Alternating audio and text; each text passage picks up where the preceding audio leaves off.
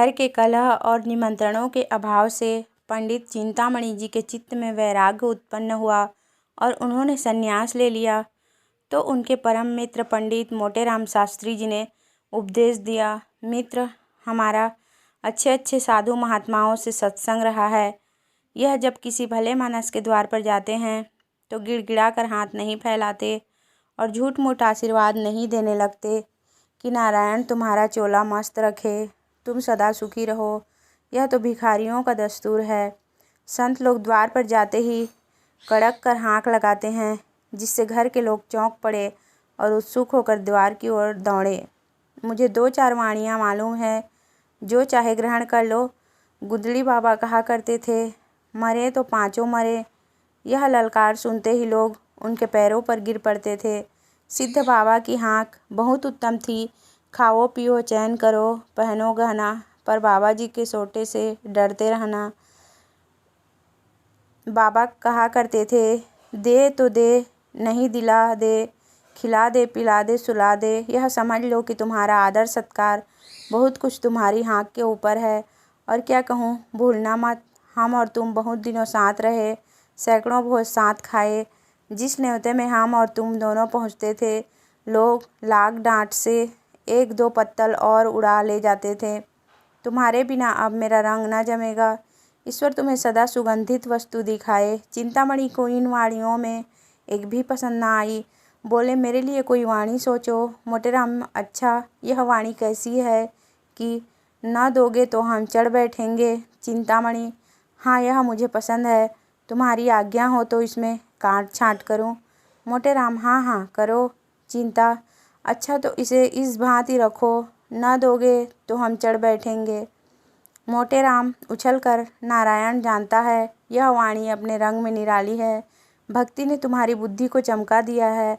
भला एक बार ललकार कर कहो तो देखे कैसे कहते हो। चिंतामणि ने दोनों कान उंगलियों से बंद कर लिए और अपनी पूरा शक्ति से चिल्लाकर बोले, न देगा तो चढ़ बैठूंगा। यह नाद ऐसा आकाशभेदी था कि मोटेराम भी सहसा चौंक पड़े। चमगादड़ घबरा कर वृक्षों से उड़ गए, कुत्ते भौंकने लगे। मोटेराम, मित्र, तुम्हारी वाणी सुनकर मेरा तो कलेजा काँप उठा। ऐसी ललकार कहीं सुनने में न आई। तुम सिंह की भांति गरजते हो। वाणी तो निश्चित हो गई। अब कुछ दूसरी बातें बताता हूँ, कान देकर सुनो। साधुओं की भाषा हमारी बोलचाल से अलग होती है। हम किसी को आप कहते हैं, किसी को तुम। साधु लोग छोटे बड़े, अमीर गरीब, बूढ़े जवान, सबको तू कहकर पुकारते हैं। माई और बाबा का सदैव उचित व्यवहार करते रहना। यह भी याद रखो कि सादी हिंदी कभी मत बोलना, नहीं तो मरम खुल जाएगा। टेढ़ी हिंदी बोलना, यह कहना कि माई मुझको कुछ खिला दे, साधुजनों की भाषा में ठीक नहीं है। पक्का साधु इसी बात को यूँ कहेगा, माई मेरे को भोजन करा दे, तेरे को बड़ा धर्म होगा।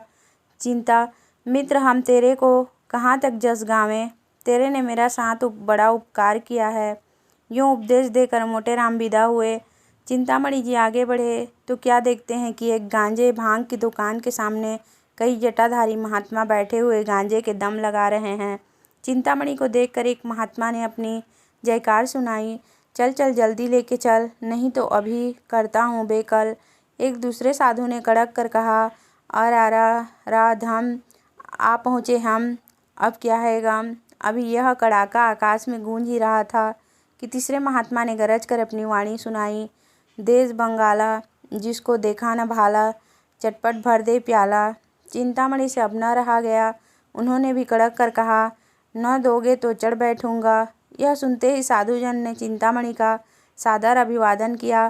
तत्क्षण गांजे की चिलम भरी गई और उसे सुलगाने का भार पंडित जी पर पड़ा। बेचारे बड़े असमंजस में पड़े। सोचा, अगर चिलम नहीं लेता तो अभी सारी कलई खुल जाएगी। विवश होकर चिलम ले ली, किंतु जिसने कभी गांजा ना पिया हो वह बहुत चेष्टा करने पर भी दम नहीं लगा सकता। उन्होंने आंखें बंद करके अपनी समझ में तो बड़े जोरों से दम लगाया। चिलम हाथ से छूटकर गिर पड़ी। आंखें निकल आई, मुंह से फिचुक कर निकल आया, मगर न तो मुंह से धुएं के बादल निकले, न चिलम ही सुलगी। उनका यह कच्चापन उन्हें साधु समाज से च्युत करने के लिए काफ़ी था। 2-3 साधु झल्ला कर आगे बढ़े और बड़ी निर्दयता से उनका हाथ पकड़कर उठा दिया। एक महात्मा तेरे को धिक्कार है। दूसरे महात्मा, तेरे को लाज नहीं आती, साधु बना है मूर्ख। पंडित जी लज्जित होकर समीप के एक हलवाई की दुकान के सामने जाकर बैठे और साधु समाज ने खंजड़ी बजा बजा कर यह भजन गाना शुरू किया। माया है संसार, समझ लिया माया है संसार, धर्माधर्म सभी कुछ मिथ्या, यही ज्ञान व्यवहार, समझ लिया माया है संसार। गांजे भंग को वर्जित करते हैं, उन पर धिक्कार, समझ लिया माया है संसार।